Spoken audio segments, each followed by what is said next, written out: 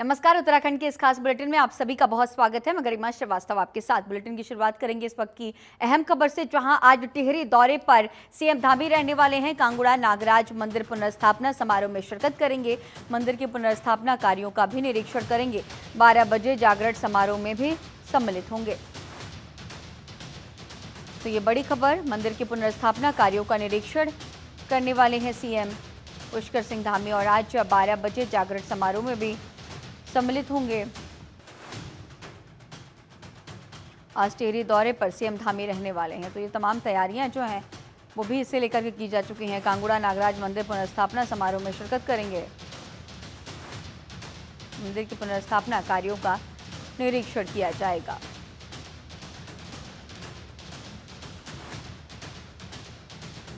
बारह बजे ये जागरण समारोह होना है और 12 बजे शिरकत सीएम पुष्कर सिंह धामी करेंगे। आज टिहरी उनका दौरा है। कांगड़ा नागराज मंदिर पुनर्स्थापना समारोह में शिरकत करने वाले हैं सीएम पुष्कर सिंह धामी। तो सीएम के दौरे को लेकर के ये बड़ी अपडेट, जहां 12 बजे जागरण समारोह में सीएम पुष्कर सिंह धामी शामिल होंगे। टिहरी दौरा है आज सीएम का।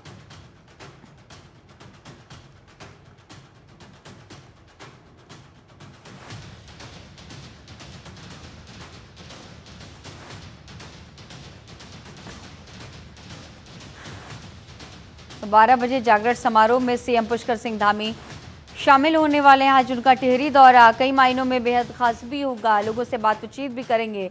तमाम पदाधिकारियों से भी इस दौरान चर्चा की जा सकती है। कांगड़ा नागराज मंदिर पुनर्स्थापना कार्यक्रम में सीएम पुष्कर सिंह धामी शिरकत करने वाले हैं। 12 बजे जागरण समारोह में सम्मिलित होंगे। और इसी खबर पर और भी ज्यादा जानकारी के साथ हमारे सहयोगी हरीश हमारे साथ फोन लाइन पे जुड़े हुए हैं। हरीश, आज सीएम का टिहरी दौरा है, जो तमाम कार्यक्रम है उसमें शामिल होंगे, जागरण सम्मेलन में भी शामिल होने वाले, उनके दौरे को लेकर के क्या कुछ अपडेट? देखिए गरिमा, आज की अगर बात करें तो आज मुख्यमंत्री पुष्कर सिंह धामी के कई दौरे हैं उत्तराखंड में, और खासतौर से आज की अगर बात करें तो आज टिहरी दौरा भी उनका है। टिहरी के जो कांडुका जो है नागराज मंदिर पुनर्स्थापना जागरण समारोह में प्रतिभाग करेंगे। ठीक है, 11 बजे पहुंचने का कार्यक्रम है। जो एसआई हेलीपैड है कांगड़ा में, वहां पर पहुंचेंगे। और उसके बाद नागराज मंदिर में जो यहाँ पर पुनर्स्थापना जो जागरण समारोह किया जा रहा है वहां पर प्रतिभाग करेंगे। उसके बाद उनका वापस देहरादून लगभग 1:30 बजे के आसपास, 1:45 बजे के आसपास वो देहरादून वापस पहुंच के केम कार्यालय में रहेंगे। जी ठीक है हरीश, तमाम जानकारियों के साथ बने रहने के लिए आपका बहुत शुक्रिया। तो मंदिर की पुनर्स्थापना कार्यों का निरीक्षण किया जाएगा। 12 बजे जागरण समारोह में सीएम शामिल होने वाले हैं।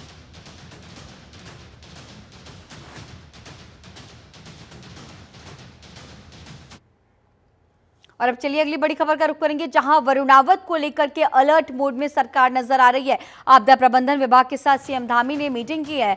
अफसरों को सीएम ने जरूरी दिशा निर्देश दिए हैं। तो ये बड़ी खबर, जहां वरुणावत को लेकर के अलर्ट मोड पर सरकार, प्रशासनिक अमला जो है वो पूरी तरह से अलर्ट है।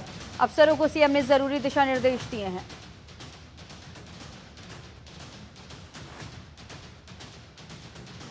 वरुणावत में जिस तरह से इस वक्त हालात हैं, आपदा प्रबंधन विभाग के साथ सीएम धामी ने इसे लेकर के मीटिंग की है, बैठक की है। तमाम जो ज़रूरी दिशा निर्देश थे वो इन पदाधिकारियों को, अधिकारियों को दिए गए हैं।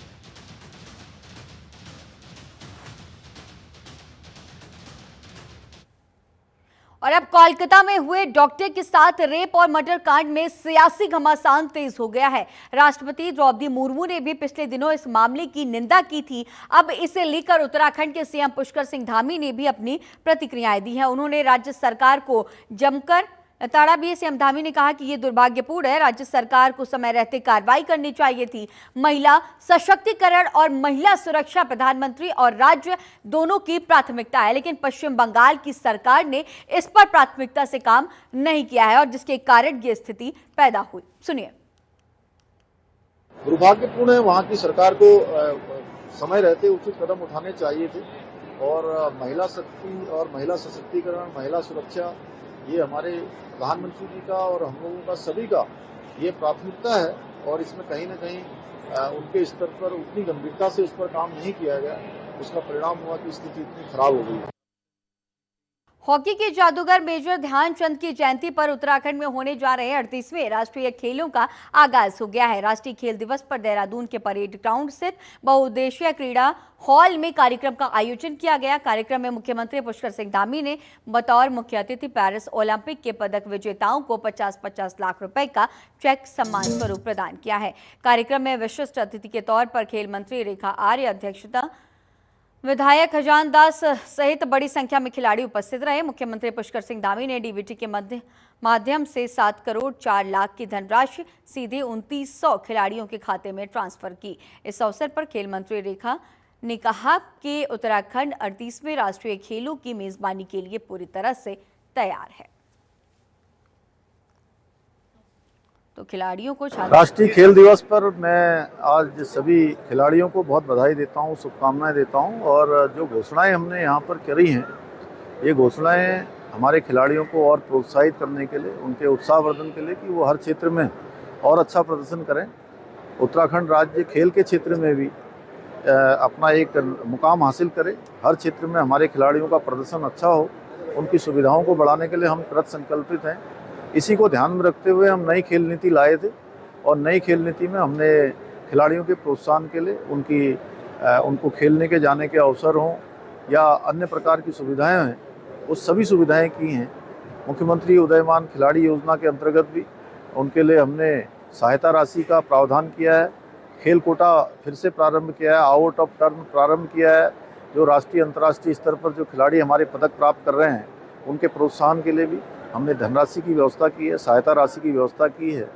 और भी समय समय पर और जल्दी हमारे प्रदेश के अंदर राष्ट्रीय खेल आयोजित होने हैं। ये राष्ट्रीय खेल हमारे लिए एक बड़ा अवसर है। हमारे राज्य की जो खेल प्रतिभाएं हैं, उनको आगे आने के लिए, उनको बहुत कुछ सीखने के लिए और आगे बढ़ने के लिए एक अच्छा मंच हमको प्राप्त हो रहा है। हम सब मिलकर उस दिशा में भी अच्छा काम करेंगे। मैं सभी को आज अपनी तरफ से शुभकामनाएं देता हूँ, बहुत बधाई देता हूँ।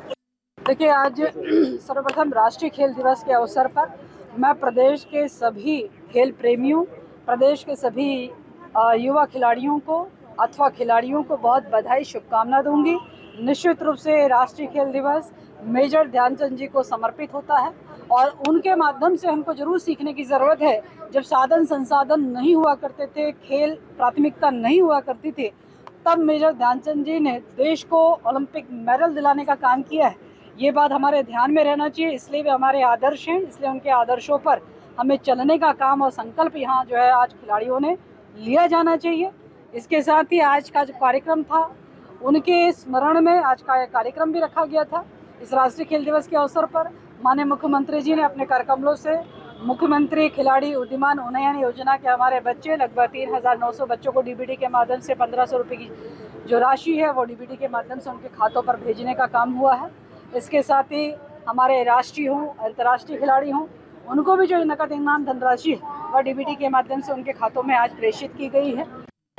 ओलंपिक एक बहुत बड़ा प्लेटफॉर्म है और वहाँ तक पहुँचने के लिए बहुत सारी मेहनत लगती है, बहुत सारी हर चीज़ों का सपोर्ट होना ज़रूरी है, ग्राउंड का होना ज़रूरी है। एक छोटे से गांव से इतनी ऊंचाई तक जाना एक बहुत बड़ी प्रेरणा के रूप में मैं इस चीज़ को देखूंगी और आने वाले भविष्य में उत्तराखंड से कई एथलीट ऐसे उभरेंगे कि वो ओलंपिक तक जाएंगे और कई सारे सपोर्ट आगे खड़े मिलेंगे उनको और आगे बढ़ने में उनका काफ़ी समर्थन होगा। आज काफ़ी खुशी हो रही है कि पेरिस ओलंपिक से लौटने के बाद हमारा इतना अच्छा सम्मान समारोह रखा गया और हमें इतनी बड़ी प्रोत्साहन राशि दी गई। मुझे लगता है कि ये प्रोत्साहन राशि से हमारा ही नहीं बल्कि उत्तराखंड के सभी युवाओं को ये प्रेरित करेगा। वो भी इस चीज़ को देखेंगे तो शायद मुझे लगता है कि वो भी आगे आने वाले ओलंपिक के लिए तैयारी करेंगे और उत्तराखंड का नाम रोशन करेंगे। और चलिए अब अगली खबर का रुख करेंगे, जहां उत्तराखंड में 38वें राष्ट्रीय खेलों के सफल आयोजन और प्रबंधन के लिए एकीकृत स्पोर्ट्स पोर्टल और ऐप डेवलप करने के लिए साथ साथ स्पोर्ट्स प्रोजेक्ट मैनेजमेंट यूनिट स्थापित की जाएगी। ये फैसला खेलों के आयोजन से संबंधित उच्चाधिकार समिति की हुई है। पिछले दिनों इस बैठक में ये फैसला लिया गया। प्रतियोगिताएं देहरादून, नैनीताल, उधम सिंह नगर, हरिद्वार, टिहरी और पिथौरागढ़ में होनी है, जहां आयोजन स्थलों, स्टेडियम और खेल परिसरों के आसपास की सड़कों के नेटवर्क को मजबूत करने के लिए लोक निर्माण विभाग के चीफ इंजीनियर को नोडल अधिकारी नियुक्त करने के संबंध में ये निर्देश दिया गया। खेल मंत्री रेखा आर्य ने कहा कि राष्ट्रीय खेलों में हिस्सा लेने जा रहे प्रदेश के खिलाड़ियों के लिए विशेष प्रशिक्षण शिविरों के आयोजन भी किए जा रहे हैं। चलिए अब अगली खबर का रुख करेंगे, जहां उत्तराखंड के पूर्व वन मंत्री की मुश्किलें बढ़ी हैं। हरक सिंह रावत को ईडी का नोटिस जारी हुआ है। पाखरोज सफारी मामले में ये ईडी का नोटिस जारी किया गया। सोमवार को दून में पूछताछ हो सकती है। कांग्रेस प्रदेश अध्यक्ष ने हरक सिंह रावत का समर्थन किया है। विपक्ष के नेताओं को दबाया जा रहा है, ऐसा करण माहरा के स्टेटमेंट। तो अब पाखरोज सफारी मामले में ईडी का नोटिस जारी किया गया। सोमवार को दून में पूछताछ की जा सकती है। तो ये बड़ी जानकारी, जहां विपक्ष के नेताओं को दबाया जा रहा है, ऐसा करण माहरा ने स्टेटमेंट दिया है। कांग्रेस प्रदेश अध्यक्ष को लेकर के करण माहरा के स्टेटमेंट, उन्होंने कहा कि विपक्ष के नेताओं को दबाने की पूरी कोशिश, पूरी साजिश की जा रही है। उत्तराखंड के पूर्व वन मंत्री की मुश्किलें बढ़ी हैं। हरक सिंह रावत को ईडी का नोटिस जारी किया गया। पाखरोज सफारी मामले में ईडी का ये नोटिस हरक सिंह रावत को जारी किया गया है। और अब ऐसे में राजनीति का दौर भी तेज। करण माहरा के स्टेटमेंट, उन्होंने कहा कि विपक्ष के नेताओं को दबाने की साजिश रची जा रही है। कांग्रेस प्रदेश अध्यक्ष ने हरक सिंह रावत का समर्थन किया है। तो पूर्व वन मंत्री हैं हरक सिंह रावत, और अब ईडी का नोटिस इन्हें पाखरोज सफारी मामले में जारी किया गया है। हरक सिंह रावत को ईडी ने नोटिस दिया है इस पूरे मामले को लेकर के। पाखरोज सफारी मामले में ईडी का नोटिस, और जिसके बाद कांग्रेस प्रदेश अध्यक्ष ने हरक सिंह रावत का समर्थन किया। करण माहरा ने कहा कि विपक्ष के नेताओं को दबाने की साजिश रची जा रही है, उन्हें दबाया जा रहा है। जांच एजेंसियों का सत्ताधारी दल दुरुपयोग कर रहे हैं।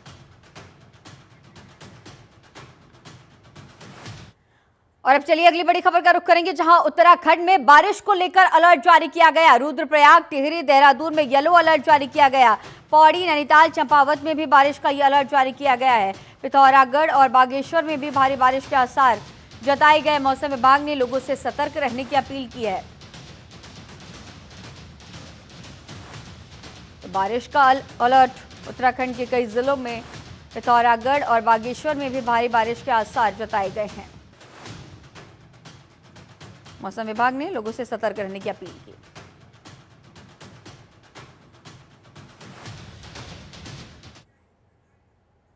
अगस्त महीना भी बीतने को है, लेकिन देश के कुछ हिस्सों में अभी मानसून का रौद्र रूप देखने को मिल रहा है। कई इलाकों में भारी बारिश और बाढ़ से जनजीवन अस्त व्यस्त हो गया। वहीं पहाड़ी इलाकों के भी यही हालात है। उत्तराखंड की अगर हम बात करें तो आज यहां भी भारी बारिश की चेतावनी जारी की गई है। उत्तराखंड में 30 अगस्त को भी भारी बारिश के आसार है। और इसी पर पेश है हमारी एक खास रिपोर्ट।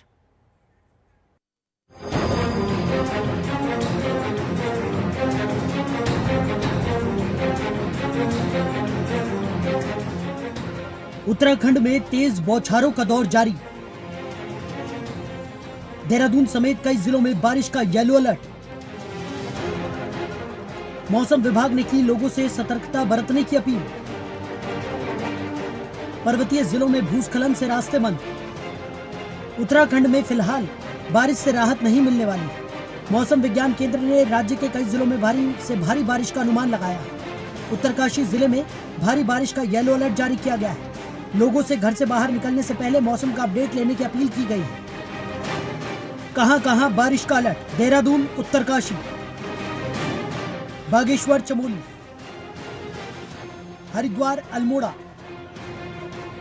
उधम सिंह नगर। उत्तराखंड में कई जिले तेज बारिश से प्रभावित रह सकते हैं। उत्तराखंड मौसम विज्ञान केंद्र के अनुसार राजधानी देहरादून, उत्तरकाशी और बागेश्वर में भारी बारिश हो सकती है। इन तीनों ही जिलों के लिए मौसम विभाग ने येलो अलर्ट जारी किया है। हालांकि मौसम विभाग ने पर्वतीय जनपदों में बारिश से अलर्ट रहने का सुझाव दिया है। खास तौर पर उत्तरकाशी जिले में तेज बारिश के लिए येलो अलर्ट जारी हुआ है। ऐसे में गंगोत्री और यमुनोत्री धाम जा रहे श्रद्धालुओं को विशेष सावधानी बरतने के सुझाव दिए गए हैं। राजधानी देहरादून में तेज बारिश का सिलसिला जारी है। दून पुलिस ने नदी किनारे रह रहे लोगों को मुनादी कर अलर्ट किया है। वहीं लगातार बारिश से देहरादून में तापमान पर भी काफी ज्यादा असर देखने को मिला। वहीं भारी बारिश की वजह से गंगोत्री राष्ट्रीय राजमार्ग पर मनेरी के पास मलबा आने से मार्ग बाधित है। यहाँ नेशनल हाईवे पर भारी बोल्डर गिर गए, जिस वजह से वाहनों की आवाजाही पूरी तरह से बंद कर दी गई है और सड़क से मलबा हटाने का काम किया जा रहा है। ब्यूरो रिपोर्ट, जनतंत्र टीवी।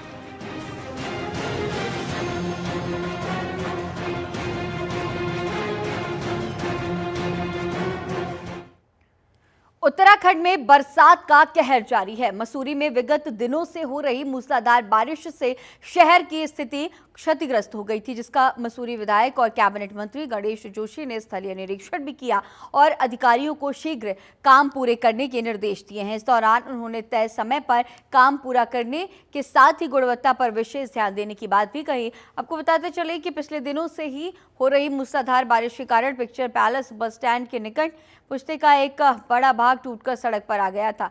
वहीं शहर के मुख्य लंढौर बाजार को जाने वाला मुख्य मार्ग भी क्षतिग्रस्त हो गया, जहां पर भी अभी भी आवाजाही शुरू नहीं हो पाई है।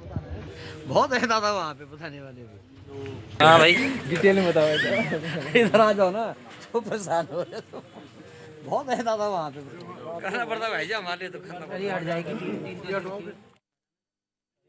ये बहुत तगड़ा हो रहा है। ये मुख्य मार्ग है और जो मैंने इसकी स्थिति दी है इसका, क्योंकि 65 फीट नीचे से इसको ऊपर लेकर आ रहे हैं और कुछ यहाँ पर मटेरियल लाने की भी दिक्कत है। मैंने अभी अपने एसडीएम को और को तो निश्चित किया है कि मटेरियल लाने में कोई दिक्कत ना हो, क्योंकि आज 1 महीने से अधिक हो गया है। जिस गति से काम होना चाहिए था काम नहीं हो पा रहा है। जब मैंने अधिकारी से उन्होंने कुछ टेक्निकल दिक्कत बताई तो उसके लिए मैंने निश्चित किया है। इसी प्रकार एक प्राइवेट व्यक्ति का पुस्ता मैसिंग लॉज के पास एक पुस्ता गिरने से वहाँ पर जो बिजली का ट्रांसफार्मर लगा हुआ था उसको भी क्षति हुई है और भी नुकसान हुआ है। और क्योंकि पूर्व में भी उस व्यक्ति के द्वारा जब वहाँ पर एक पेड़ गिरा था, कई टैक्सी वालों का नुकसान वहाँ पर हुआ था, उसकी क्षतिपूर्ति हमने उससे करवाई थी। आज मैंने साहब को निश्चित किया है कि क्षति का आकलन करके उस व्यक्ति से उसकी गांव एक बार फिर से भूस की चपेट में आए। आपको ये भी बता दें कि 2-3 दिनों से लगातार पहाड़ों में मूसलाधार बारिश हो रही है, जिसका सीधा असर पगनो गांव में देखने को मिल रहा है।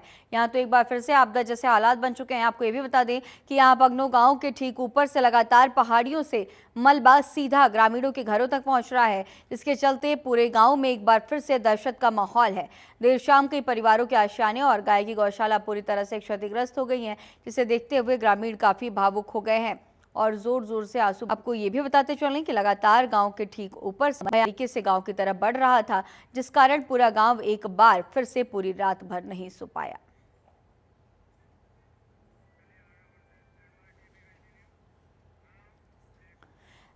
दिल्ली के बुराड़ी मंदिर में केदारनाथ मंदिर निर्माण पर रोक लग चुका है। केदारनाथ धाम नाम से बनाए गए ट्रस्ट की ओर से खुद इसका ऐलान किया गया था।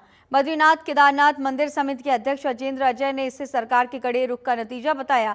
अजेंद्र अजय ने कहा कि उत्तराखंड के लोगों की आपत्ति के बाद थामी सरकार ने कड़े कदम उठाए हैं। साथ ही उत्तराखंड के 4 धाम और बड़े मंदिरों के नाम पर कहीं भी मंदिर निर्माण न करने के लिए कानून बनाने की भी चर्चा चल रही है।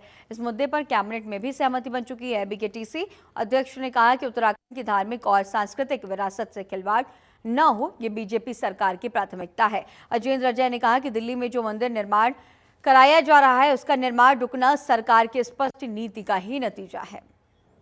तो बुराड़ी में केदारनाथ धाम की तरह मंदिर निर्माण कराया जा रहा था, जिसके बाद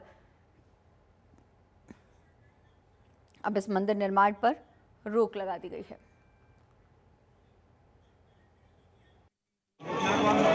केदारनाथ धाम ट्रस्ट नाम से जो लोग एक मंदिर का निर्माण कर रहे थे और उन्होंने इसके लिए भूमि पूजन भी कर दिया था, लेकिन जैसा कि जो प्रदेश की जनता है उन्होंने जो केदारनाथ ज्योतिर्लिंग के नाम पे धाम की स्थापना का जब विरोध किया तो प्रदेश सरकार ने और माननीय मुख्यमंत्री जी ने त्वरित उस पर निर्णय लिया और प्रदेश कैबिनेट में भी इस बात को लेकर के कानून बनाने के लिए लेकर के विचार किया गया और कि इस प्रकार से कोई जो हमारे प्रतिष्ठित धाम हैं उनके नामों का दुरुपयोग न करे, उनके किसी प्रकार से उनके नाम पर चंदा वसूली न करे, इसके लिए प्रदेश सरकार कानूनी प्रावधान तो तलाश रही है और बद्रीनाथ केदारनाथ मंदिर समिति भी इस दिशा में प्रयासरत है। और प्रदेश सरकार की सख्ती का ही परिणाम है कि जो सख्त संदेश प्रदेश सरकार ने दिया था उसका ही परिणाम है कि जो लोग मंदिर का निर्माण करने का वहाँ पर प्रयास कर रहे थे उन्होंने उसको स्थगित कर लिया है और जो QR कोड के माध्यम से जो पैसा दान इत्यादि एकत्र कर रहे थे उनको भी उनके द्वारा रोक दिया गया है। विधानसभा अध्यक्ष ऋतु खंडूरी भूषण ने कोटद्वार विधानसभा के अंतर्गत चंद्रमोहन सिंह नेगी राजकीय चिकित्सालय में पहुंचकर औचक निरीक्षण किया है और उपचार करा रहे मरीजों से मुलाकात कर उनका हालचाल भी जाना। विधानसभा अध्यक्ष ने CMO कोटद्वार ब्रजेश भारद्वाज को अस्पताल में साफ सफाई के विशेष प्रबंध करने को लेकर के निर्देश दिए। उन्होंने सभी डॉक्टर्स को समय सीमा पर तैनात रहने और अधिक से अधिक लोगों को उपचार मिले ऐसी व्यवस्था बनाने के लिए भी निर्देश दिया है। साथ ही विधानसभा अध्यक्ष ने डॉक्टर्स के लिए बन रहे आवासीय कॉलोनी के निर्माण कार्यों का भी निरीक्षण किया। आवासीय परिसर का कार्य गुणवत्तापूर्ण और निश्चित समय सीमा में बनाने के आदेशित अधिकारियों को दिए गए हैं।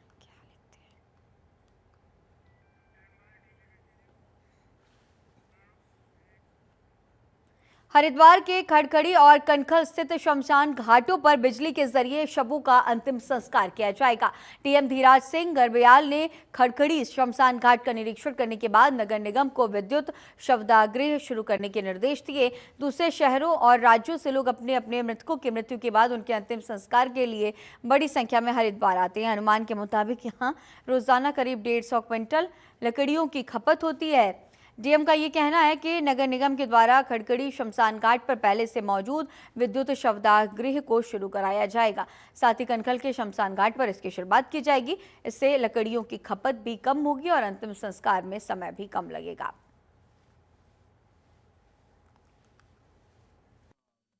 लगभग 150 से 200 कुंटल के करीब लकड़ी की खपत होती है उसमें, और जैसे पर्यावरण के दृष्टिकोण से भी देखेंगे तो वो अच्छा नहीं है। और चूँकि खड़खड़ी में ऑलरेडी वहाँ पे शवदाह बना हुआ है, विद्युत शवदाह, वो फंक्शनल स्थिति में नहीं है। तो शमशान घाट के जो मेंबर्स हैं, जो समिति हमारी बनी है, उन लोगों से हमने वार्ता की है कि इसको आप एक एस्टिमेट बना के हमें दे दीजिए। तो नगर निगम के माध्यम से हम चाहे कनखल का हो और या फिर खड़खड़ी का हो, हम दोनों इन शवदाह को चलाएंगे। लेकिन धीरे धीरे इसमें लोगों की आदत बनाने की आवश्यकता पड़ेगी। बहुत सारे लोग ऐसे भी हैं जो प्रेफर करते हैं कि वो विद्युत शवदाह को चलवाएं और उसमें ही अपना क्रिमेशन करते हैं, जो भी संबंधी जिनकी डेथ हो जाती है उनके कारण। और उत्तराखंड के इस खास बुलेटिन में मेरे साथ फिलहाल इतना ही। खबरों का सिलसिला लगातार जारी रहेगा। बने रहिए जनतंत्र टीवी के साथ।